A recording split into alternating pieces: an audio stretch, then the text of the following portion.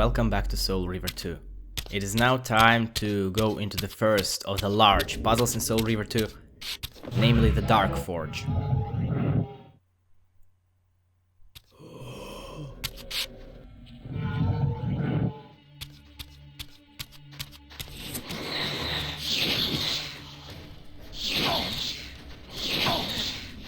This is by far the most trouble I ever have with Slua in my entire life in any of the games where they are present.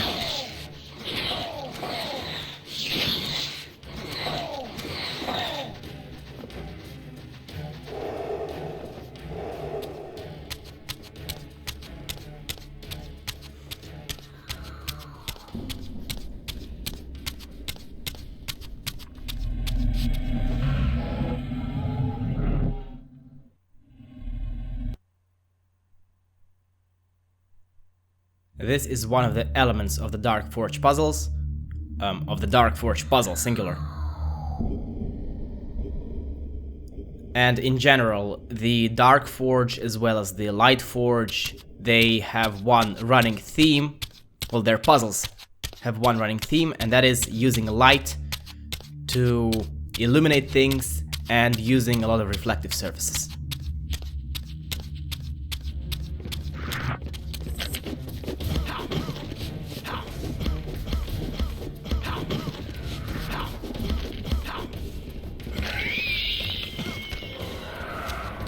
I don't practice what I preach.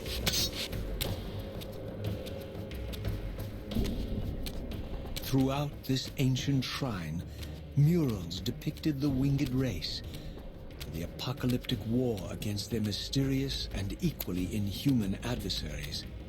These winged beings, it seemed, were not only the architects of the pillars, but of this enigmatic place as well. And just as in the pillars' chamber, this shrine was adorned throughout with imagery of the Reaver, depicted with the reverence of a holy icon. And now that this bit of backstory is over with, and by the way, on the other side there's the identical mural, I will, by popular request, include the possibility to skip this puzzle, and the button will appear right about now, but as this is not a block puzzle, it's a legit actual puzzle that actually has some substance to it. The button won't be present for more than 10 seconds maybe, and instead if you change your mind, if you want to skip everything until the end of the puzzle, until the imbuing of the Reaver with the power of darkness, you will be able to click on the timestamp that I will put in the description with that specific purpose.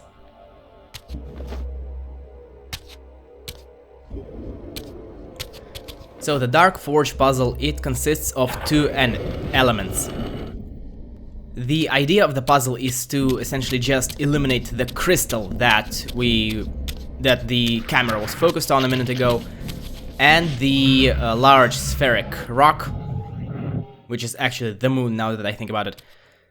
In order to do that, we need to A, release the light, the sunlight in there, and B, we need to set up a reflective surface to direct the beam of light. And that's pretty much all we're doing in here. The order in which these elements are done is not significant.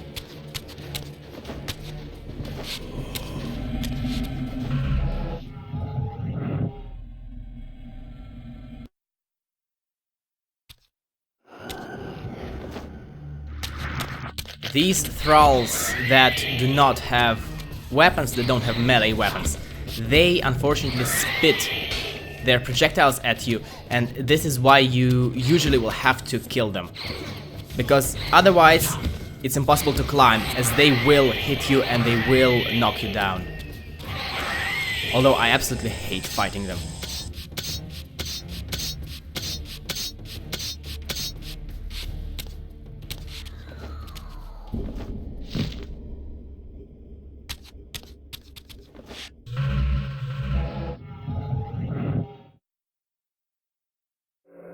Don't miss this jump. I blame my laptop's keyboard.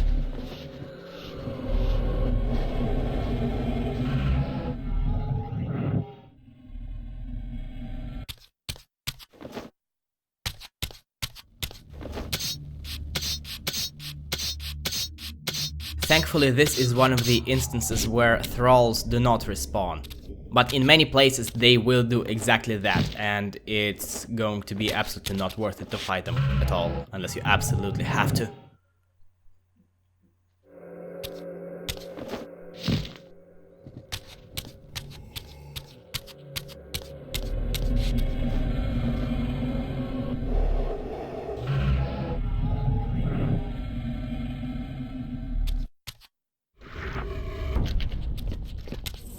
This is one of the situations where you absolutely have to fight a thrall, and this is one of the reasons why I was practicing in combat, because as you could see, that thrall started blocking my attacks when I got a few of them in.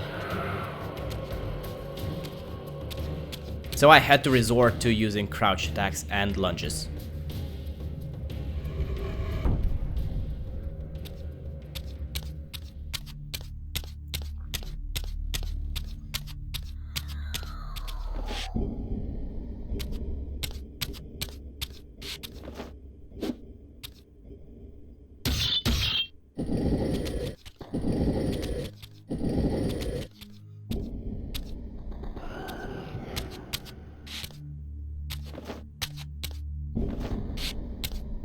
What is this? What is this bullshit, you may think? How is anyone supposed to figure that out, one might think.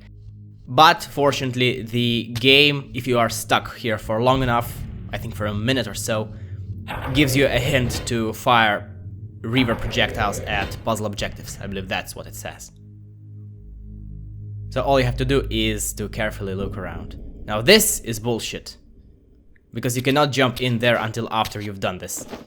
I've tried. And once again, I blame the space key on my laptop keyboard.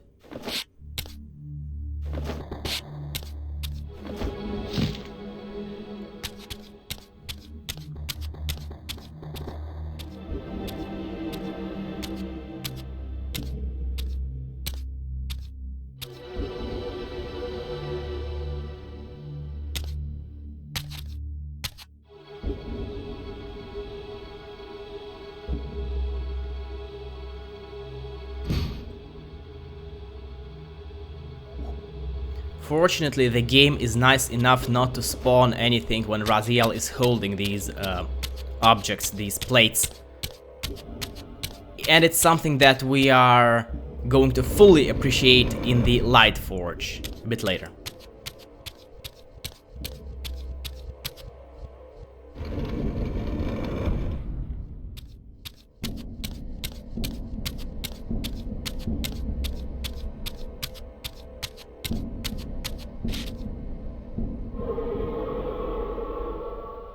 And with this, Raziel has set up a reflective surface to guide, direct the light where he needs to, and now all that's needed is the light itself.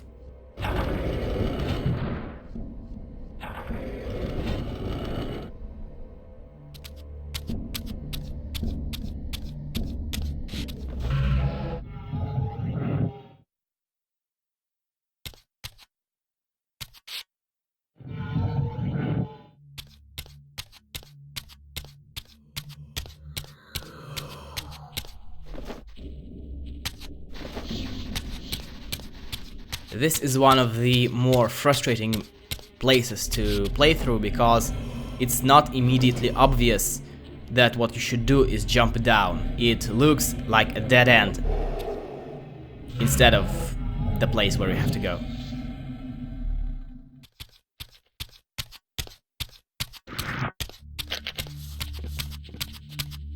And once again, there's a bunch of thralls, and in order to be able to progress, in order to be able to climb up there, I will have to kill them all.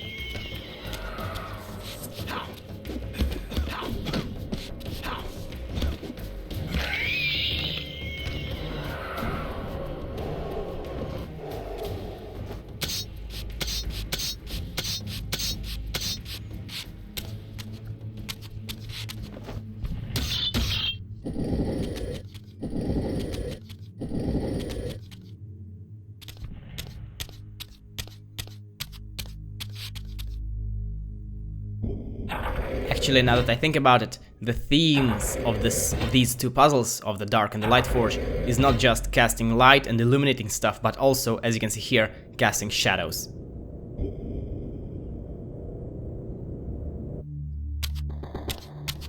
In the future, Raziel is going to use the Dark Reaver to cast these shadows that are used as bridges, and they will, in fact, be timed. But this one remains in place indefinitely.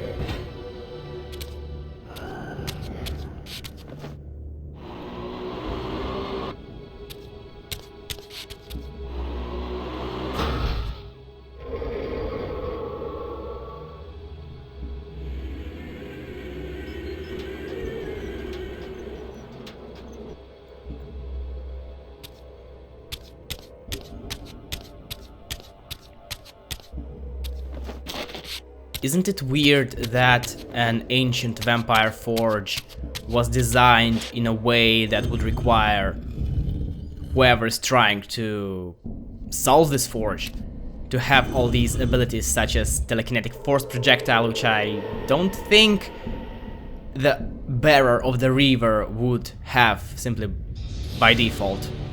Oh, and by the way, we have completed the puzzle.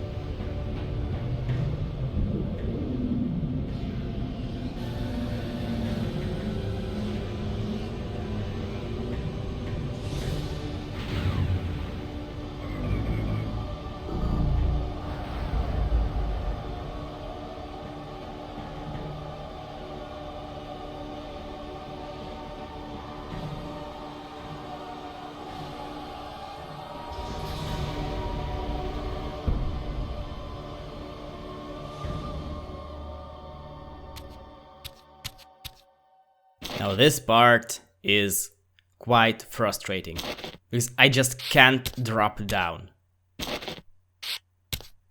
The only way if you grab on a ledge is up. There we go.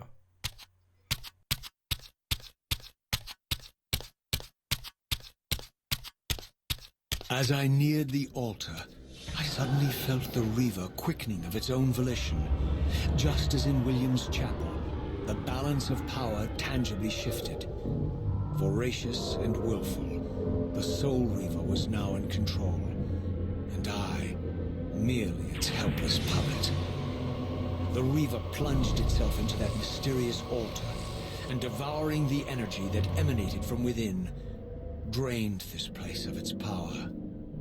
Thus sated, the Reaver released me, and I realized as I recovered control that these ancient shrines were forges, each purpose-built to enhance the Reaver with elemental power. Of darkness. Funnily enough, in this case, the Reaver took control to explain Raziel what these altars are.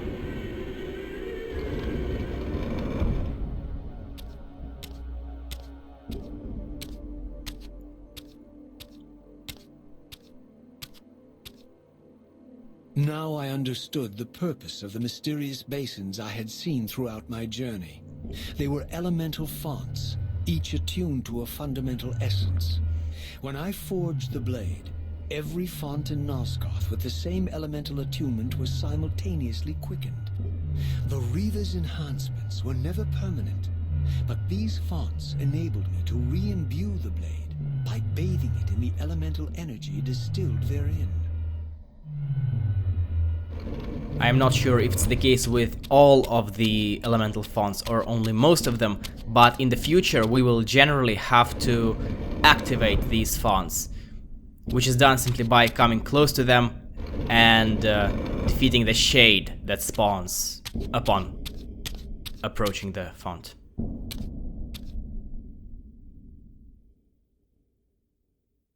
Concentric circles, one eclipsing the other. I recognized this symbol from the door sealing that other ancient shrine, the one I had seen in the lake outside the Sarafan stronghold. Perhaps now, armed as I was with the elemental power of darkness, I could return and gain entry.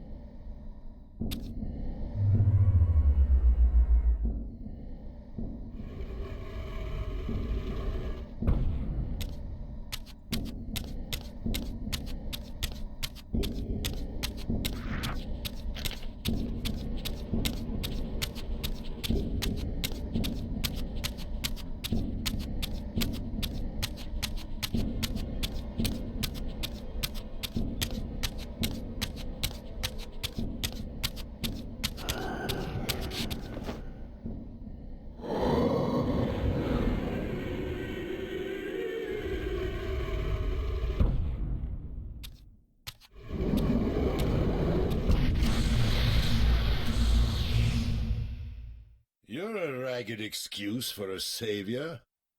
Vorador. I see my reputation precedes me. It does. All good, I hope? I've been watching you since you emerged from that accursed stronghold. Strange that your arrival coincides with the corruption of the Pillars. But I'm wondering, are you the catalyst of these events? Or the answer to them? I don't know what you mean. I will speak plainly then. I distrust your origins, stranger.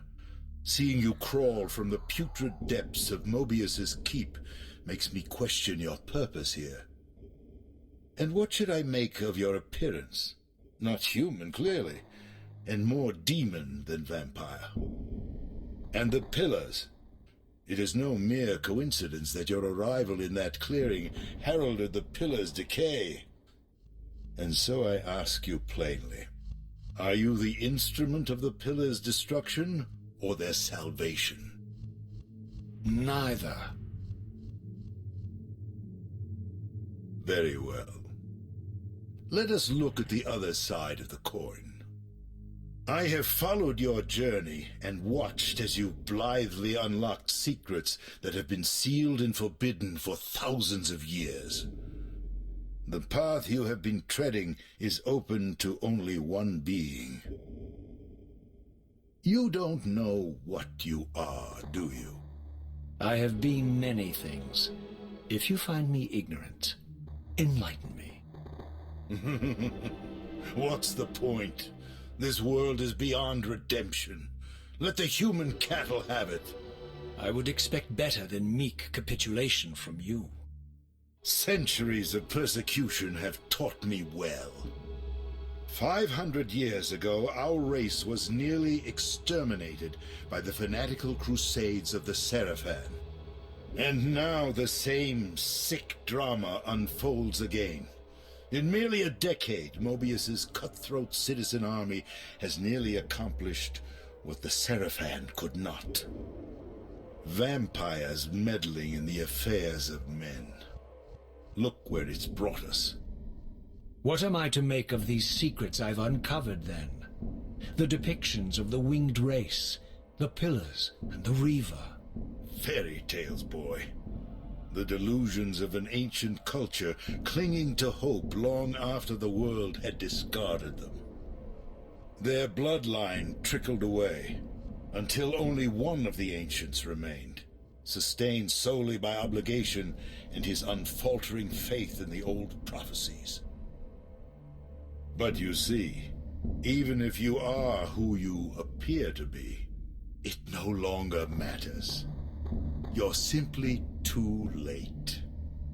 Janos Audron, the Reaver Guardian, the last of the ancients, and my maker, was murdered by the Seraphan nearly 5 centuries ago. He alone would have the answers you seek, but his secrets died with him. I don't know how you've come even this far without his guidance, or without the Reaver, stolen these 500 years ago by the Seraphan. I'm afraid, my friend, that you and all of us are out of luck. I had no less reason to trust Vorador than anyone else I had met. In fact, the ancient vampire was the most forthright being I had encountered thus far. If Janos Audron was the key to all this, then I would find him, and Mobius's time-streaming device would provide me passage. But first, I had to find a way back into the stronghold, and I suspected I would find the means within the lake's mysterious shrine. So, this Vorador is a bit different from the one you remember from Blood Omen. He's a bit less hedonistic, even though he still thinks that screw everything. But here he offers some insight instead of just claiming, you amuse me. And this commences the annoying, the frustrating backtrack in order to reach the Light Forge, which is in turn needed to access the time streaming chamber.